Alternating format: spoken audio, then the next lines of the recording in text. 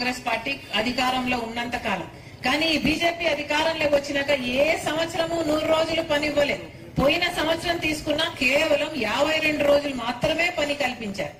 అంటే కేవలం 52 రోజులు మాత్రమే పని కల్పించిన వాళ్ళు ఇప్పుడు మేము అది కాదు, మేము 125 రోజులు పని కల్పిస్తాము అంటే నమ్మడం ఎలా?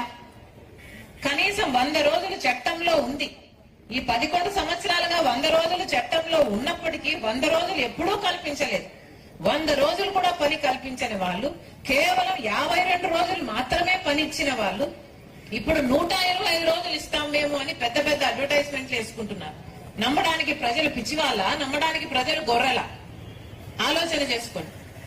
125 రోజులు పని ఇస్తాము కొత్త చట్టంలో అని బీజేపీ ఏ మాట అయితే చెప్తుందో అది పచ్చి అబద్ధం, బూటకం, మోసం. అసలు అన్నిటికంటే ముఖ్యమైన విషయం ఏమిటంటే ఉపాధి హామీ పనిలో గ్రామంలో పని జరిగేది, అభివృద్ధి జరిగేది, గ్రామ సభలలో నిర్ణయించే వాళ్ళు ఏ పని జరగాలి. కానీ ఇప్పుడు బీజేపీ తెచ్చే కొత్త చట్టంలోనట గ్రామాలకు అధికారాలు ఉండవు. మహాత్మా గాంధీ కోరినట్టుగా, గ్రామ స్వరాజ్యం కోరినట్టుగా ఇక గ్రామాలకు అధికారాలు ఉండవు. కేవలము బీజేపీ పార్టీ నోటిఫికేషన్ ఇస్తదట ఎక్కడెక్కడ ఏమేం పనులు జరగాలి అని. అంటే వాళ్ళకు కావాల్సిన రాష్ట్రాలలో ఎక్కువ పనిచ్చుకుంటారు, వాళ్ళ అధికారంలో లేని రాష్ట్రాలలో లేకపోతే వాళ్ళకు ఓట్లు పడని రాష్ట్రాలలో ఇంకా ఉపాధి హామీ పని మొత్తానికే ఎత్తేసినా అడిగే దిక్కు ఉండదు. అంటే పక్కన ఎక్కడన్నా ఒక కాంట్రాక్టర్ పని చేస్తుంటే ఆ కాంట్రాక్టర్ కింద ఈ ఉపాధి హామీ పనిని కూడా అటాచ్ చేస్తే ఆఖరికి ఇది ఎలా తయారవుతుందంటే ఆ కాంట్రాక్టర్ కింద ఆ కాంట్రాక్ట్ పని చేసినప్పుడు ఆ కాంట్రాక్టర్ ఎంత జీతం ఇస్తాడో అంత తీసుకోవాలి, ఎప్పుడు ఇస్తాడో అప్పుడు తీసుకోవాలి. ఆ కాంట్రాక్టర్ని అడిగే అధికారం కూడా ఎవ్వరికీ ఉండదు. అంటే గ్రామాలలో జరగాల్సిన అభివృద్ధి, గ్రామాలలో జరగాల్సిన పని ఇప్పుడు గ్రామాలలో జరగకుండా ఆ కాంట్రాక్టర్ కి మాత్రం లేబర్ సప్లై చేసే గ్రామాలుగా మిగిలిపోతాయి. ఇది ఎక్కడి న్యాయం అని అడుగుతోంది కాంగ్రెస్ పార్టీ. అసలు ఉపాధి హామీ చట్టంలో, కాంగ్రెస్ పార్టీ తెచ్చిన ఉపాధి హామీ చట్టంలో పూర్తి నిధులు కేంద్ర ప్రభుత్వమే ఇచ్చేది.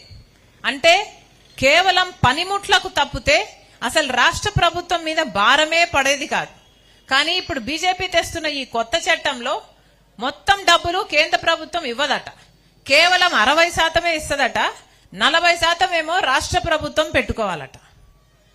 మరి రాష్ట్రం 40% పెట్టుకునే పరిస్థితిలో మన రాష్ట్రం ఉందా అంటే లేదనే చెప్పాలి వాస్తవానికి. ఎందుకంటే జగన్మోహన్ రెడ్డి గారి పుణ్యమా అని, చంద్రబాబు గారి పుణ్యమా అని ఇప్పటికే మన రాష్ట్రం మీద 11 లక్షల అప్పుల కుప్ప ఉంది. ప్రస్తుతం కనీసం మన రాష్ట్రంలో ప్రభుత్వ ఉద్యోగస్తులకు జీతాలు ఇచ్చుకోవడానికి కూడా డబ్బులు లేవు. ఇలాంటి స్థితిలో ఉపాధి హామీ భారం కూడా మన రాష్ట్రం మీదనే 40% పడితే మన చంద్రబాబు గారి లాంటి నాయకులైతే అసలు ఇక ఉపాధి హామీ మొత్తానికే ఎత్తేస్తారు. ఇక రాష్ట్రంలో 40% మిగిలించుకోవడానికి ఇక్కడ పనే జరగదు. ఇక్కడ 40% అసలు పనే జరగకపోతే కేంద్రం ఇవ్వాల్సిన 60% ఇవ్వాల్సిన అవసరం కూడా ఉండదు.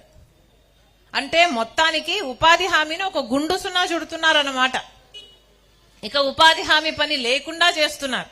ఇప్పటికే ఉపాధి హామీని ఎంత ఘోరంగా తయారు చేశారంటే ఉపాధి హామీకి పోవడం దండగా, ఉపాధి హామీకి పోయినా ఆ డబ్బులు రావు, వచ్చినా ఎప్పుడో వస్తాయి అన్న స్థితికి తీసుకొచ్చారు. ఇక అది కూడా లేకుండా చేద్దామని చూస్తుంది బీజేపీ పార్టీ. అలాంటి బిల్లుకు మద్దతు ఇచ్చాడు చంద్రబాబు గారు, పార్లమెంటులో మద్దతు ఇచ్చారు. 60% కేంద్రం ఇస్తుంది, 40% రాష్ట్రాలు పెట్టుకుంటాయంటే గంగిరెద్దులాగా తలూపి మద్దతు అయితే ఇచ్చారు. మళ్ళీ చంద్రబాబు గారు కేంద్రం చుట్టూ తిరుగుతున్నాడు, ఉపాధి హామీకి డబ్బులు ఇవ్వండి అని. పార్లమెంట్ లో మద్దతు ఇవ్వడం ఎందుకు, మళ్ళీ అడుక్కుంటూ తిరగడం ఎందుకు? ఇంత అద్భుతమైన పథకానికి